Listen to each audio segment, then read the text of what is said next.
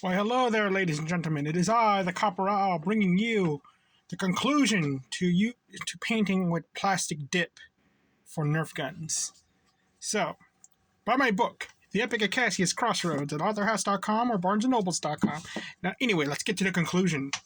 So, is plastic dip a good alternative for painting Nerf guns with?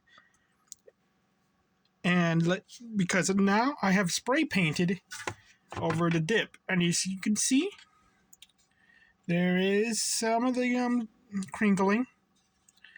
No, that there is some of the too much is painted on, but you can see right here, what is that? Well, that's the plastic dip peeling off. So as you can see, the peeling problem wasn't that bad, but I did this on purpose because it's going to do this eventually. But I wanted to see how the spray paint reacted to the peeling process. I'm currently doing it at the moment, trying to get like a good peel on it. Looking at it, it does seem to have like strengthened the actual dip, making it harder to peel off. But it's not too hard. So yeah, looking at that. But the paint does come off and did not seep through the dip. That is what I found interesting. I even tried sanding it off, and you can see it kind of creates these scratches. It's not actually very easy to remove. That's what I thought was interesting, unless you get like a really good grip out of it. Or maybe it actually has to do with the material it's glued onto. Because again, keep in mind, this thing was already painted. So it could be that if, with the extra coating, it actually gives it a stronger grip to it. And all that.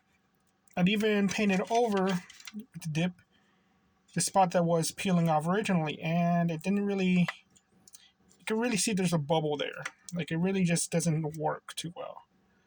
So I tried washing it off as well. It didn't work. You got to peel it off. So it is a bigger hassle to paint a blaster with this and having to deal with the the peeling process. So even if you want to use this as like to paint over a blaster that you don't want to really paint over, I don't know how it'll react to the enamel, if it'll peel it off.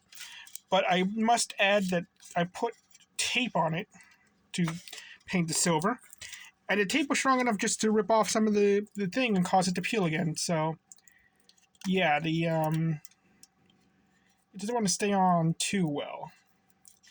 Yeah, you can see what's going on and all that. So yeah, that will be a problem in the future, especially if you don't get some spots correct and you get the whole bubbling. But,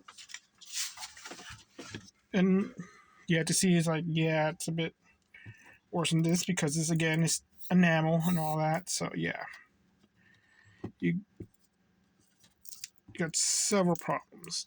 So I will be painting these blasters more properly, by sanding them and all that. But I don't want to say the experiment was a failure, because this does bring up an interesting thing. What if you want to use your Nerf guns as props in like a movie or something? But when we paint our Nerf guns, the golden rule is you leave the tip orange, you leave the trigger orange, so it looks like a toy. And the thought occurred to me, like, well, if you're using it for a movie, you don't want it to be orange. You want it to look like the actual thing. That's why I make my props for future, like, commercials and all that. But the thing is, I realized that I could just paint with the plastic dip the trigger. I didn't peel the trigger off, peel the paint off afterwards. So it would look like the prop I want without having to look like a toy. So it does have that function where you could do that. But again, it's a hassle to peel off. It's not that it's the hardest thing. Once it starts peeling off, it's going to be a pain. You notice it. You notice it's coming off and all that. But to get it off on purpose is a real pain. Like it's not an easy process, but it is designed for this process. Oops. So that is very interesting. So if it does have an application for our hobby, for the prop makers and all that stuff, but a lot of the prop makers don't really care about the whole like, oh, keep the trigger green and all that, because they're making a prop. They don't care and all that. It's going to hang in their wall or whatever, we're part of their cosplay. But for like the regular Nerfer out there who doesn't want to like fully invest in turning into a prop and still wants to use the blaster, so like if you ever needed for the prop purposes, this is a good alternative for you.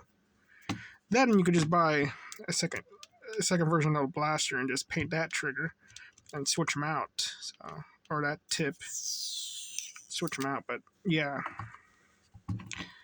so let me keep. But we do have crayon paint right here, so let's see the results of that. Trying to peel that off because that fuses with the plastic, so we shall know for sure if something goes through it. So let's see. My goodness, it's such a hassle.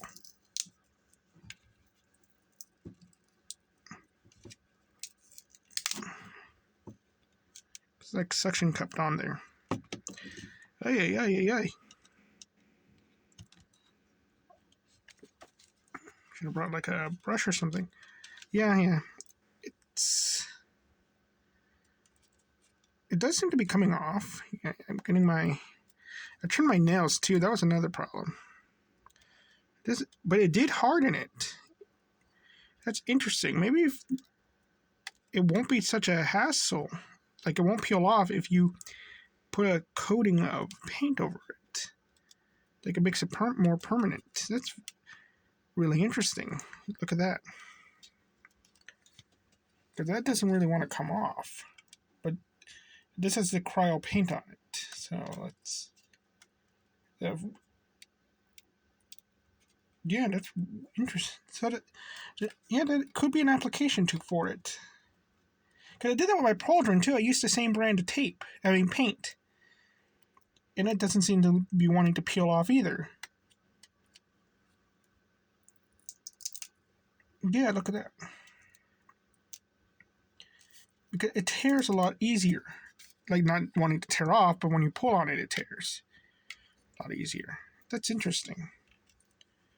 But yeah, I'm going to soak this in water and leave it in the description to see, like, does that help remove it?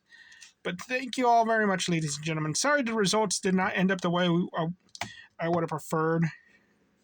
So we could have like a good that we don't need to sand and all that stuff. But it looks like we still got to do the hard work in making our products. Well, thank you very much. You all have a nice day. Bye-bye.